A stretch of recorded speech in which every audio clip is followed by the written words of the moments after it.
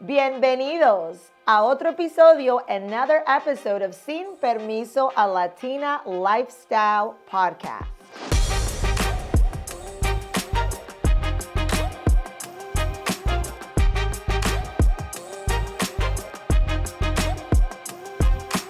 Today I don't bring just any realtor. I have my first Brazilian on the show. I have A.T Almeida, aka A.T, out of Dallas, Texas. Coldwell banker. I love his story. We heard his story. We cried at the National Convention when we were on a breakout session. I bring you today A.T, very special person, the Brazilian Cowboy. Welcome to our show, Sin Permiso, A.T. Thank you, Peg. It's a great honor to be here with you, and you've been a great friend, colleague, and an RF and real estate. So thank you for having me. So I'm very excited. I'm so excited to get right into it. So, A.T, tell me a little bit about your growing up in Brazil. What city are you from, and how was it? So yeah, I grew up in Brazil until I was 20. And the city I grew up, it's a very small town. It's called Matutina. Probably like some people in Boston probably heard of because there's a quite a few Minas Gerais. yeah, it's from Minas Gerais. There's a quite a few people from Matutina in the Massachusetts area and the Long Branch, Newark area. So, but the town only had what 3,500 people where I grew up. So, everybody knew everybody. But one thing I always say that we had a great on that city is the education. So the school system, it was phenomenal that it's even hard to compare to private schools here in the US. The teachers was so caring about the students to learn. Uh, it was a very, it is still to this day, is a very close community, like where technology took a while to get there in terms of cell phone. I didn't have my cell phone until I was what it was 2004. That's when I Wow. so so you asked like growing up with no technology and thing. Oh, I can tell you, like as a kid, we grew up on doing things in the street, doing things in the yard, and Playing soccer, football en la rua. and playing, like hide and seek in the streets or in La Plaza, going to church every Sunday morning and a Wednesday night. And, it's a very Catholic town over there. So, we had our once a week, in Portuguese called catequesis. La catequesis en español, same thing. Okay. So, it was fun. It's hard, and it's something that I wish I could give to my son now these days. That's beautiful. It's not like that anymore, right? Like, even theirs. No, it isn't. It isn't like that here. But we do what we can. But just by, speaking to people on the podcast, it's so evident how people's childhood forms them, right? And you can see that calidad humana when I met you and I see that in you, esa calidad humana that's only bred when you grow up somewhere like that with people who care, and when education is definitely something that's really important, the manners. I mean, you can see it in you. That's amazing. At, how do you end up in Dallas, Texas? Yeah, so fun story. So, I went to high school in Matutina, and then from high school, I was going to college to become a physical therapist. So always wanted to go for medical school. But the nearest university around my town, it was too far. My mom was a very protective mom. She would not let me go live out in the university. So I started in college for physical therapy, which was 2 hours away. So there was a bus that the city hall would take all the students that want to attend college. So we'll leave every day at 4 p.m. And then I would go for 2 hours and then come back. So but my brother decided to take another route. So he came to the US to study English. So, and then I was 1 year. about to graduate my bachelor in physical therapy, so I came to visit him, and I never went back. You stayed. You stayed. That's a story of a lot of immigrants in this country. So you end up and you're doing Uber. And this is the story that I want you to tell everyone, what occurred when you're driving as an Uber driver and then you become inspired and motivated for real estate. So, before I got to Uber, so, like as I became undocumented because I overstayed my visa, and then, things, you always think that once you hear things are going to be easier, and it's not. Everybody, in our country that lives there, things that you hear, you're like, wow, like, but things are not easy. Back in Brazil, you work, but you have, you have fun with your family, have fun with your friends. Here, it's different. It's about, work Work, work, work, work, work. and the immigrant life, undocumented back then. So, but I always grew up in ranch before I got to Uber, and then I started riding bulls when I was living in California. That's the fun part. Became a professional bull rider. That's you see the hat. It's not because I just live in Texas, but I became a professional bull rider. I'd say that was one of the greatest days of my life was during when I was doing bull ride. I got to go to a lot of places. I got to meet, a lot of friends. I became to get more in contact with American culture. So I'm very fortunate to that. So, but then I met my wife, which is today's my wife, and then at the time she told me like I had to choose or either her or the booze. So, and She gave you an ultimatum. yeah, I was laying in an emergency room when she told me that, and What had you broken? What had you done? I didn't break actually anything, thank God, but the bull had struck me on the chest with the horns, and it was pretty bad. I was spilling up blood. It was a lot of pain. I thought that day it was not gonna go well at the end, but unfortunately everything worked out, to be fine.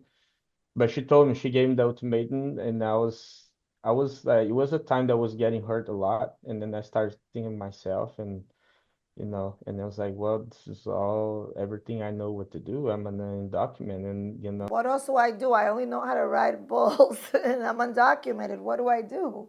yeah. So, but she told us like you're a smart person, you're going to figure it out, somehow. But if you want to be together, this is it. And then eventually we got married, and then I got my green card.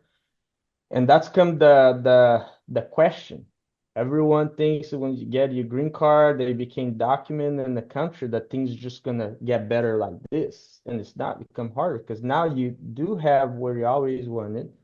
You want to get a better job, you want to get, a better position for yourself and in life. Yep. But then comes in question everything that you let go when you're young, which is going to college, which is learning, a good English, and then Mm. resume, it's empty. So it was Now hard. what? So, and then she got pregnant. Imagine the pressure, and I started driving for Uber.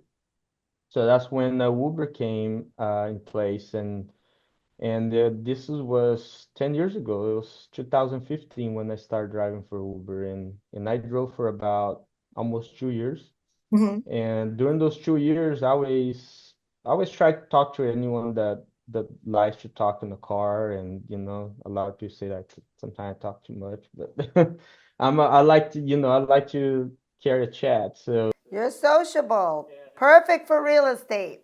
yeah, and then I started hearing the word in the car, real estate, real estate, real estate, real estate a lot. And then I started like, what is it? Until I figured what was in Brazil, real estate, but here it was a little bit more, different. And one day got in, I got at home and say, hey, babe, like, how about real estate? And she's like, oh, that could be good. Like, I have a friend that does very well. You should talk to her. And then, long story short, so her name was Maria Emmerman, which was the sister of Alicia Trevino. So, Ah. and then I talked to her, and she told me, no, you got to talk to my sister. So I talked to Alicia and then start my journey of driving for Uber, studying for the license online where I could and all that. And then here we go, like, fast forward, like end of 2016, new licensed agent, like ready for to grab the bull by the horns. I love it. I love it. I love it.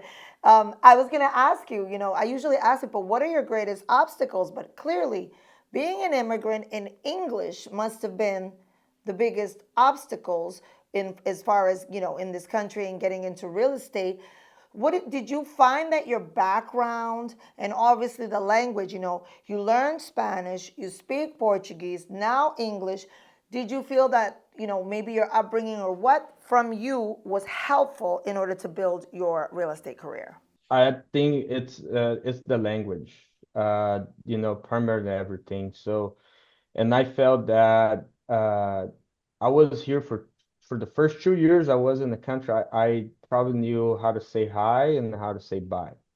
And because I was working on pizzerias, from newspaper, construction, but I was working in a Brazilian environment where there was no need for the language. I would go to the bank to cash a check, my paycheck. There was a Brazilian. Hello, goodbye, thank you. I didn't even need it because there was a Brazilian guy working there. So, you always work with people that spoke your language in places. And that's what holds everyone back. Exactly. You're very limited to grow for yourself and and the mentality back then was like, oh, I want to, stay here. I want to raise some money. I want to go back to my country, finish college, put a clinic, and then, do what I was taught to do back home, right? Like done, I always say done school, they don't teach you how to become entrepreneur. They teach you how to become an Yep. employee of the system. Exactly. And that's the mentality when people come to this country.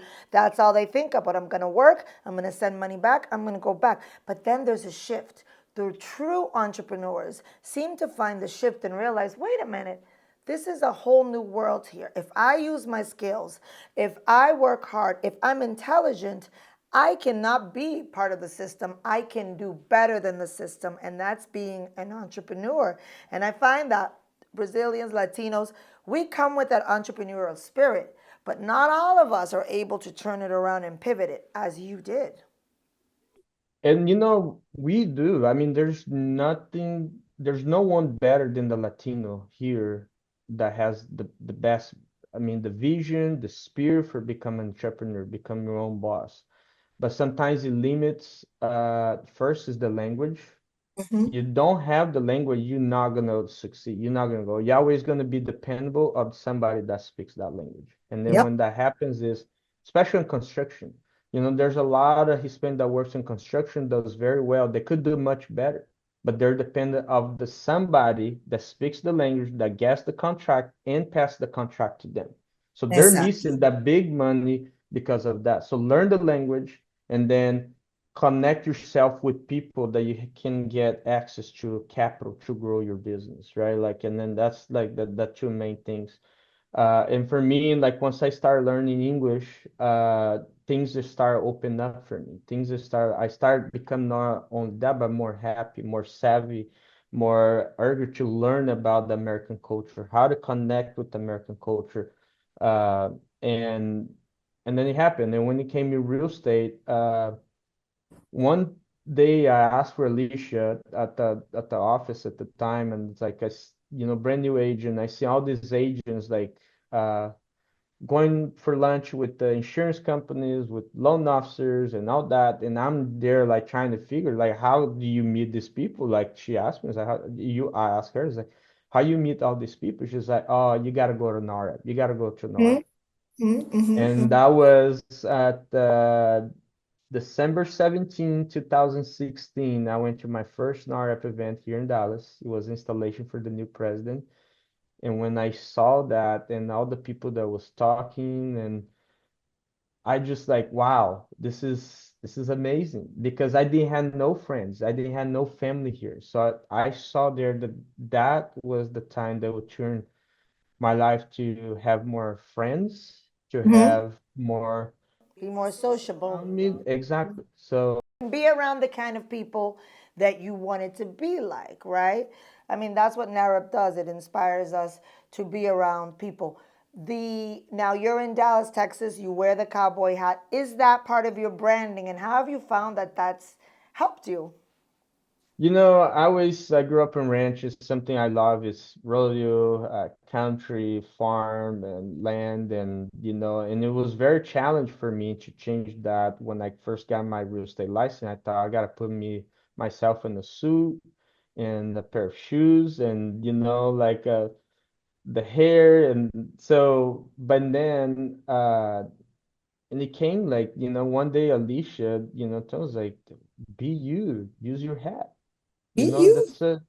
And just and then it's like, sure, like I can try, let's see. And it was very welcome. And then when you put that hat, back then I put the hat, and that becoming more likable for myself, but also for people. And then revenue wise, it started again because I was doing advertising on Zillow back then. Social media was still not a huge part on Zillow. People would call me, it's like, hey, es el muchacho de sombrero. Yep, el And it's muchacho like, en sombrero. yes, oh, I'm looking to buy a home, so they'll see, like, especially the Hispanic side, they'll see that I had there, they will identify that I had more, like, with the Latino face, more someone that they could trust, more someone that they could talk to, because in Spanish, there was not a lot of people back on Zillow that was doing that.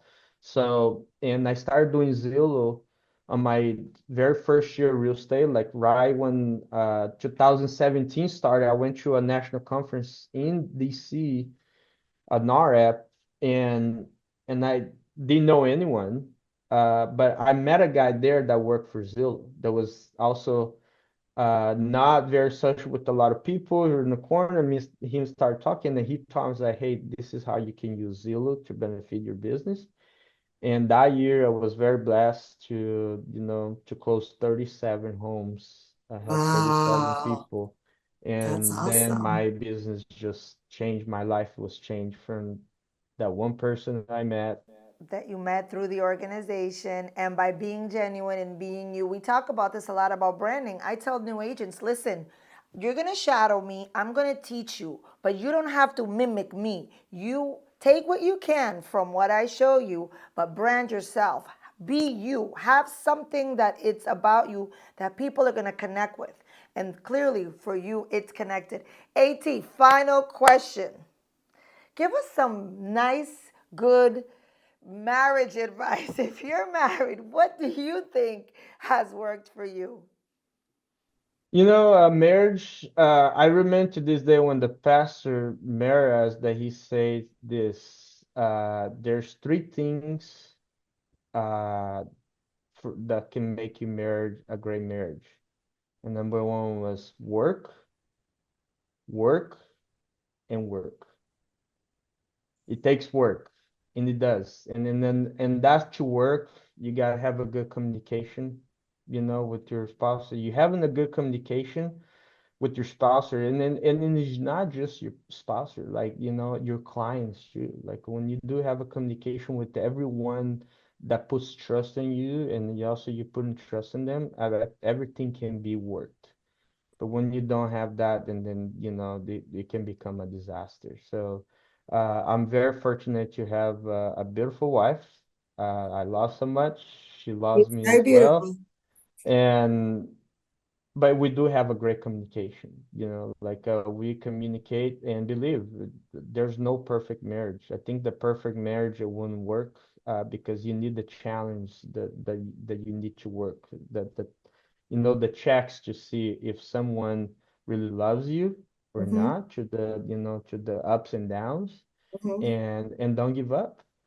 Sometimes I have to listen to this year, but let go to the Exactly. And vice versa.